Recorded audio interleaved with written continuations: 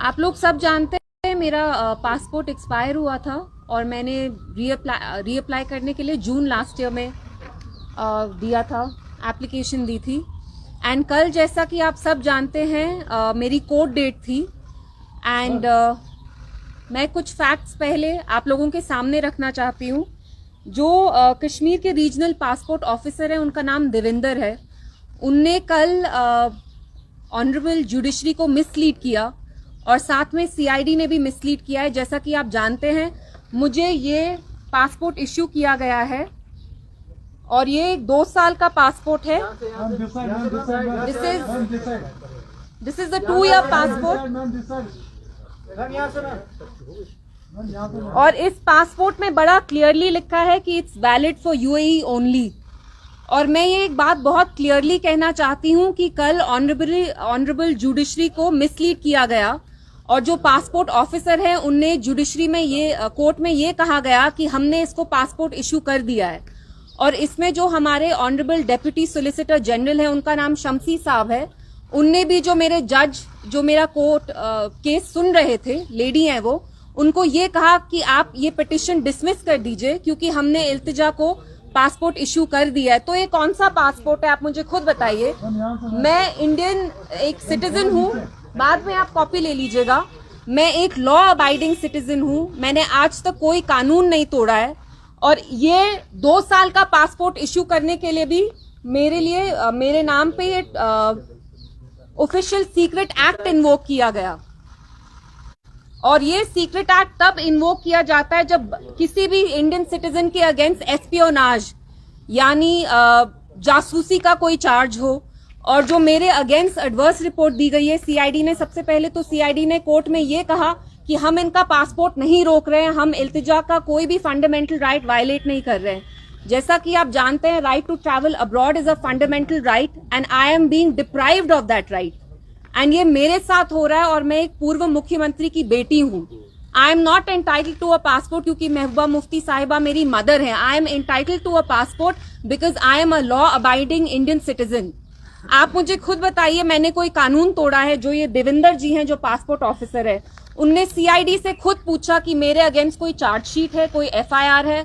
और आप लोग जर्नलिस्ट हैं, आप सारे जाके प्लीज पता करवाइए मेरे अगेंस्ट कोई चार्जेस हैं क्या, मेरे अगेंस्ट कोई एफआईआर है, कोई चार्जशीट है, तो मेरा कसूर क्या है। और अगर मेरे साथ ये हो रहा है तो आप इमेजिन करिए कि एक आम कश्मीरी इंसान के साथ क्या हो रहा है, जो यहाँ आम आदमी है, जो यहाँ की जनता है, उनके साथ क्या हो रहा है। और ये बात बस मेरे पासपोर्ट की नहीं है, आप अपनी कम्युनिटी में देख लीजिए। 2 महीने पहले इरफान महराज करके एक जर्नलिस्ट हैं जो आर्टिकल 14 के लिए लिखते हैं, उनने एक पीस लिखा about 3 people 3 years ago who were shot in a fake encounter, जिनके अगेंस्ट कोर्ट ने ब्रिगेडियर को चार्ज भी किया है for extra judicial killing. Last month उनको यूएपीए के अंडर दिल्ली ले गई एनआईए।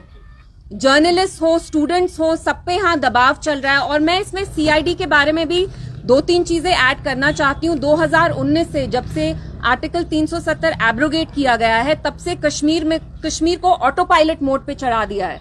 ऑटो पायलट मोड में यानी यहाँ इसको साइलेंट मोड पे रख दिया। यहाँ लोगों को बात करने की आजादी नहीं है।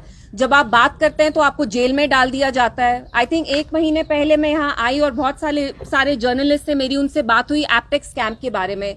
तो यहाँ दांगलियां चल रही हैं, यूथ को एम्प्लॉयमेंट नहीं मिल रही है, फेक एनकाउंटर्स हो रहे हैं। यंग लड़के 2019 से लेकर अब तक उन पे यूएपीए लग रहा है। यूएपीए यहाँ थोप के लोगों को जेल में डाला जा रहा है। और जो सीआईडी है वो इसमें एक बहुत गंदा रोल प्ले कर रही है क्योंकि वो दिल्ली गवर्नमेंट, सेंट्रल गवर्नमेंट के बिहेस्ट पे यहाँ पे लोगों से उनका गुजारा, उनका लाइवलीहुड छीन रही है, क्रिमिनलाइज कर रही है। पासपोर्ट जैसी बेसिक चीज क्रिमिनलाइज कर दी गई है। आप मुझे खुद बताइए, मैं तो एक लॉ अबाइडिंग सिटीजन हूँ, क्या मैं नीरव मोदी हूँ? क्या मैं फ्यूजिटिव हूँ? क्या मैं टेररिस्ट हूँ? मैं देशद्रोही हूँ? अगर मैं मरकजी सरकार के अगेंस्ट कोई बात करती हूँ तो क्या वो मुल्क के अगेंस्ट बात करना होगा क्या? I mean, मेरा कसूर क्या है? And this is not just about मी। मेरे जैसे बहुत सारे लोग हैं, स्टूडेंट्स हैं, जर्नलिस्ट हैं, आप में से भी बहुत सारे लोग हैं जिनका पासपोर्ट रोक दिया गया है, आपको नो फ्लाई लिस्ट पे रखा गया है। तो यहाँ पे तो 2019 से कनपट्टी पे गन रख के यहाँ पे एक अब नॉर्मल सी इम्पोज की गई है सब पे। तो कोई अपना मुंह खोलता है, जबान अभी चलाई नहीं होती है, तो आके आपको पुलिस आके अरेस्ट कर लेती है। और जो सीआईडी है यहाँ, वो एक बहुत गंदा किरदार प्ले कर रही है। 2 हफ्ते पहले उनने कोर्ट में ये झूठ बोला कि हमने इसका पासपोर्ट नहीं रोका हुआ है, आप ये पिटिशन डिसमिस कर दीजिए। और मैं आज ये ऑन रिकॉर्ड कहना चाहती हूं कि कल जो हमारे डेप्यूटी सोलिसिटर जनरल भी हैं, उनने कोर्ट में झूठ बोला, जुडिशरी को मिसलीड करने की कोशिश की गई, क्योंकि वरना तो मैंने पासपोर्ट रीएप्लीकेशन के लिए जून में दिया था, तो कल जाके इनने जल्दी जल्दी क्यों डिस्पैच किया? क्योंकि ये जानती थी कि कोर्ट मेरा केस लेगी and the court will ensure that they get more than a rap on their knuckles, और इनको मेरा पासपोर्ट इश्यू करना पड़ेगा। और जैसे मैंने कहा, बात मेरी ही नहीं है, मैं बाकी लोगों के लिए भी बात करती हूँ। यहाँ जो चल रहा है, जो धांधली चल रही है एलजी एडमिनिस्ट्रेशन में, इतने स्कैम्स हो रहे हैं, जाके देखिए आज जम्मू में फायर एंड इमरजेंसी सर्विसेज की जो रिक्रूटमेंट है उसमें स्कैम चल रहा है। जम्मू में लोग आ गए, यंग हमारे बच्चे हैं, बच्चियां हैं, लड़के हैं, लड़कियां हैं, दे ऑल अनएम्प्लॉयड। जेएनके में the unemployment rate has cross 40%।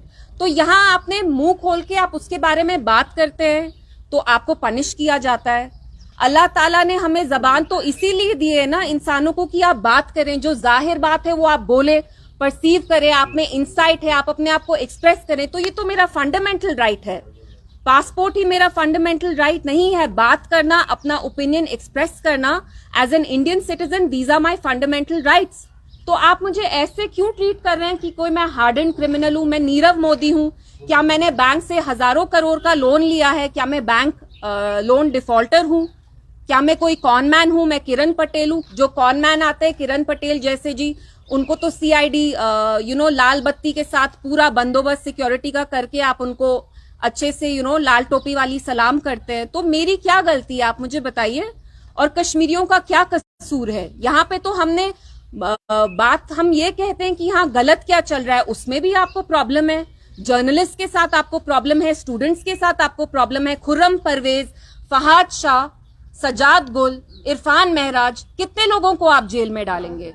Jammu Kashmir को आप कितनी देर के लिए ऐसे ओपन एयर प्रिजन में तब्दील करना चाहते हैं? कितनी देर आप लोगों को ऐसे रखेंगे डरा डरा के? तो आज मैं आके आपसे बात करना चाहती थी, बिकॉज इस चीज पे बहुत ज्यादा कंफ्यूजन है। मेरा पासपोर्ट जो इश्यू किया गया है वो एक कंडीशनल पासपोर्ट है।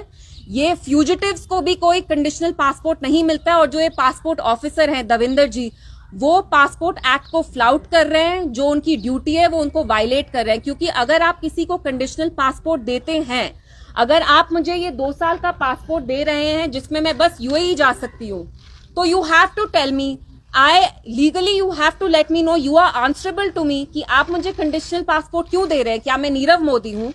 क्या मैंने कोई हवाला स्कैम किया है? क्या मैंने मनी लॉन्ड्रिंग की है? और जो सीआईडी है, उनने जो एडवर्स रिपोर्ट दी है वो सील्ड कवर में क्यों दी है?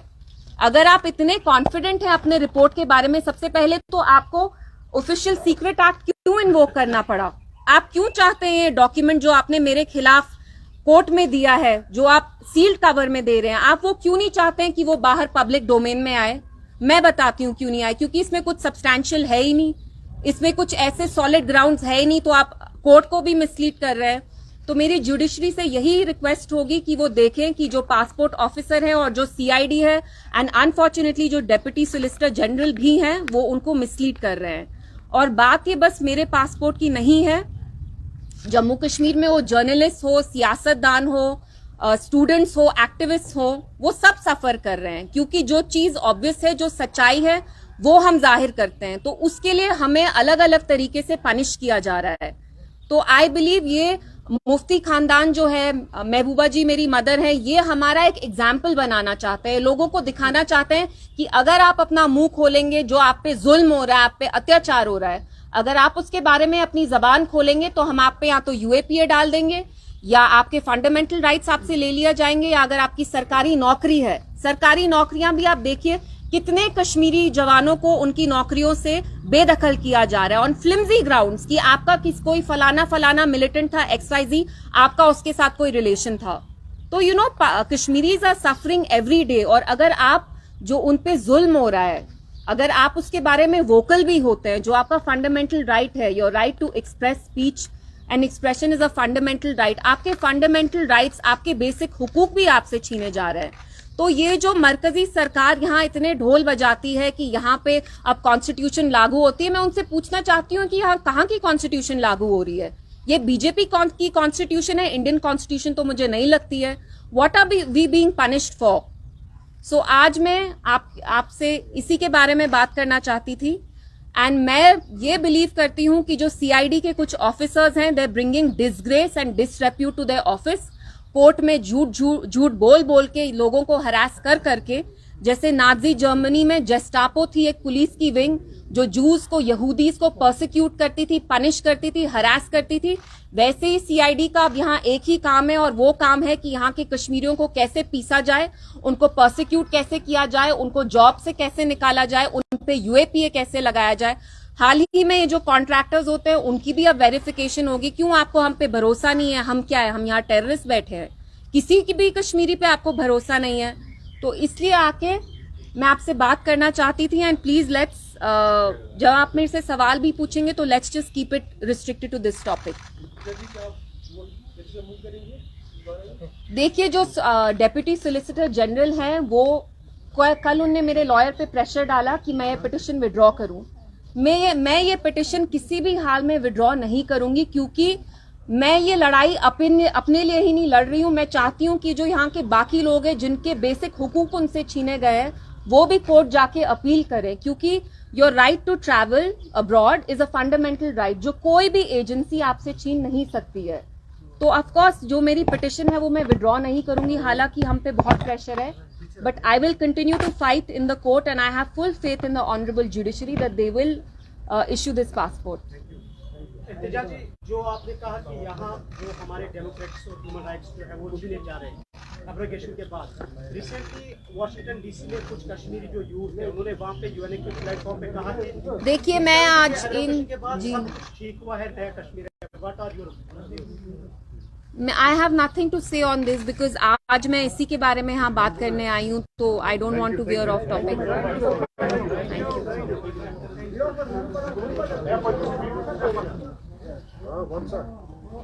आप लोग पासपोर्ट की अगर ये कॉपी लेना चाहते हैं तो आप ले सकते हैं।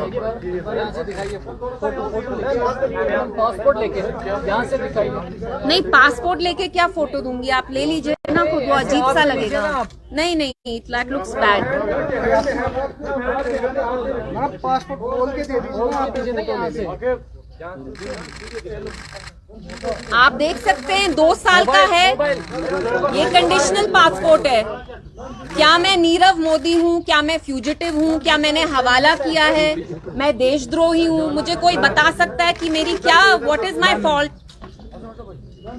The right to a passport is a fundamental right. Why am I being deprived of that right? और पासपोर्ट ऑफिसर सीआईडी खुलेआम क्यों कोर्ट में इतना झूठ बोल रही है? दिन दहाड़े in broad daylight they lying. And this is not just about me being the daughter of a former chief minister. अगर ये मेरा हाल है, 1 साल की लिटिगेशन के बाद मुझे 2 साल का पासपोर्ट मिला है, तो यहाँ का आम आदमी की क्या हालत हो रही होगी? आप मुझे खुद बताइए, सोच के बताइए। Thank you.